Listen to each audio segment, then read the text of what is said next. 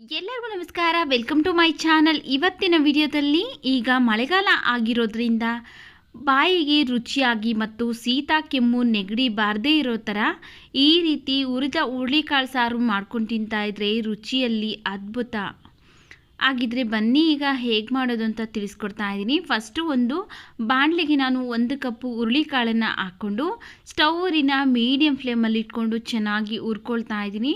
ಇದು ಒಳ್ಳೆ ಘಮ ಬರೋದಕ್ಕೆ ಸ್ಟಾರ್ಟ್ ಆಗುತ್ತೆ, ಹಾಗೆಯೇ ಲೈಟಾಗಿ ಬಣ್ಣ ಚೇಂಜ್ ಆಗುತ್ತೆ. ಅಲ್ಲಿವರೆಗೂ ಒಂದು 2 ರಿಂದ 3 ನಿಮಿಷ ಹುರ್ಕೊಂಡಿದ್ದೀನಿ ನೋಡಿ. ಈ ರೀತಿಯಾಗಿ ಲೈಟಾಗಿ ಕಲರ್ ಚೇಂಜ್ ಆಗಿದೆ, ಹಾಗೆಯೇ ಒಳ್ಳೆ ಪರಿಮಳ ಬರ್ತಾ ಇದೆ, ಚಿಟಪಟ ಅಂತ ಸಿಡಿತಾ ಇದೆ. ಈಗ ಸ್ಟವ್ ಆಫ್ ಮಾಡಿಕೊಂಡು ತೊಳೆದು ಇಟ್ಕೊಳ್ತೀನಿ ನೋಡಿ. ಇಲ್ಲಿ ಹುರುಳಿಕಾಳನ್ನೆಲ್ಲ ಚೆನ್ನಾಗಿ ತೊಳೆದು ಇಟ್ಕೊಂಡಿದ್ದೀನಿ. ಈಗ ಒಂದು ಮಿಕ್ಸ್ ಜಾರ್ಗೆ ಹುರಿದು ತೊಳೆದಿಟ್ಕೊಂಡಿರುವಂತಹ ಹುರುಳಿಕಾಳನ್ನು ಒಂದು ಅರ್ಧ ಸೌಟ ಆಗೋಷ್ಟು ಹಾಕ್ಕೊಳ್ತಾ ಇದ್ದೀನಿ. ಅಂದರೆ ಸಾಂಬಾರಿಗೆ ಮಸಾಲ ರುಬ್ಕೊಳ್ಳೋದಕ್ಕೋಸ್ಕರ ಒಂದು ಅರ್ಧ ಸೌಟ ಆಗೋಷ್ಟು ಹಾಕ್ಕೊಂಡಿದ್ದೀನಿ.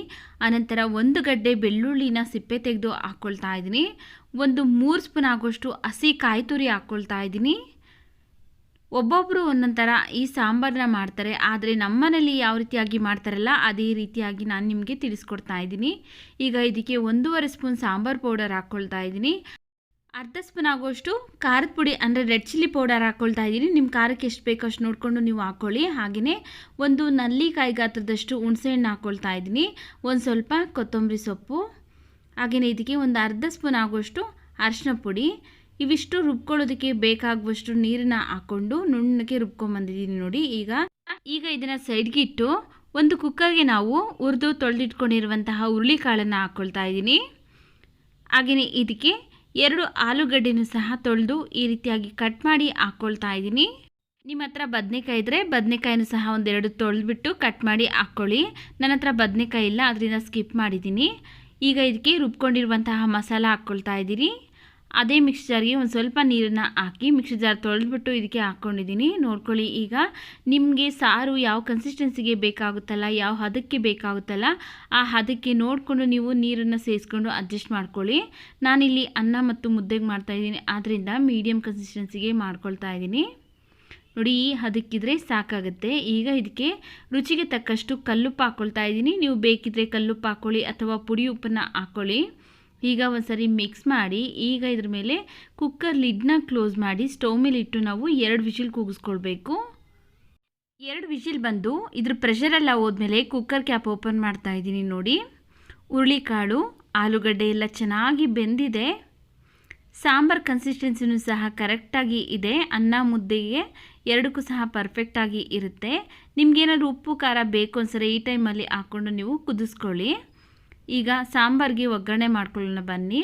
ಒಂದು ಪ್ಯಾನ್ ಬಿಸಿಗಿಟ್ಟು ಅದಕ್ಕೆ ನಾನು ಒಂದು 2 ಸ್ಪೂನ್ ಆಗೋಷ್ಟು ಎಣ್ಣೆ ಹಾಕ್ಕೊಂಡಿದ್ದೀನಿ. ಎಣ್ಣೆ ಬಿಸಿ ಆದಮೇಲೆ ಸ್ವಲ್ಪ ಸಾಸಿವೆ, ಸ್ವಲ್ಪ ಕರಿಬೇವಿನ ಸೊಪ್ಪು ಹಾಕ್ಕೊಳ್ತಾ ಇದ್ದೀನಿ. ಹಾಗೆಯೇ 1 ಗಡ್ಡೆ ಈರುಳ್ಳಿನ ಕಟ್ ಮಾಡಿ ಹಾಕ್ಕೊಂಡು ಫ್ರೈ ಮಾಡ್ಕೊಳ್ತಾ ಇದ್ದೀನಿ. ನಾನಿಲ್ಲಿ ಸಾಂಬಾರಿಗೆ ಒಗ್ಗರಣೆ ಲಾಸ್ಟಲ್ಲಿ ಹಾಕ್ತೀನಿ, ಯಾಕಂದರೆ ಚೆನ್ನಾಗಿರುತ್ತೆ ಅದ್ರ ಘಮ ಎಲ್ಲ ಅಂತ. ನೀವು ಬೇಕಿದ್ರೆ ಹುರುಳಿಕಾಳು ಹಾಕ್ತಿವಲ್ಲ ಫಸ್ಟ್ ಒಗ್ಗರಣೆ ಹಾಕಿ ಆನಂತರ ಹುರುಳಿಕಾಳನ್ನು ಹಾಕಿ ಮಾಡ್ಕೊಳ್ಬೋದು. ನಮ್ಮನೇಲಿ ಇದೇ ರೀತಿಯಾಗಿ ನಾನು ಮಾಡ್ತೀನಿ, ಅದಕ್ಕೆ ನಾನು ಇದೇ ರೀತಿಯಾಗಿ ತಿಳಿಸ್ಕೊಡ್ತಾ ಇದ್ದೀನಿ ನೋಡಿ. ಈಗ ಈರುಳ್ಳಿ ಎಲ್ಲ ಫ್ರೈ ಆದಮೇಲೆ ಮಾಡಿಟ್ಕೊಂಡಿರುವಂತಹ ಸಾರನ್ನು ಈಗ ಇದಕ್ಕೆ ಹಾಕ್ಕೊಳ್ತಾ ಇದ್ದೀನಿ. ಲಾಸ್ಟಲ್ಲಿ ಸಣ್ಣದಾಗಿ ಕಟ್ ಮಾಡಿರುವಂತಹ ಕೊತ್ತಂಬರಿ ಸೊಪ್ಪನ್ನು ಹಾಕಿ ಸ್ಟವ್ ಆಫ್ ಮಾಡ್ಕೊಳ್ತೀನಿ ನೋಡಿ. ಈಗ ರುಚಿಯಾದಂತಹ ಆರೋಗ್ಯಕರವಾದಂತಹ ಹುರಿದ ಹುರುಳಿಕಾಳು ಸಾರು ರೆಡಿಯಾಗಿದೆ.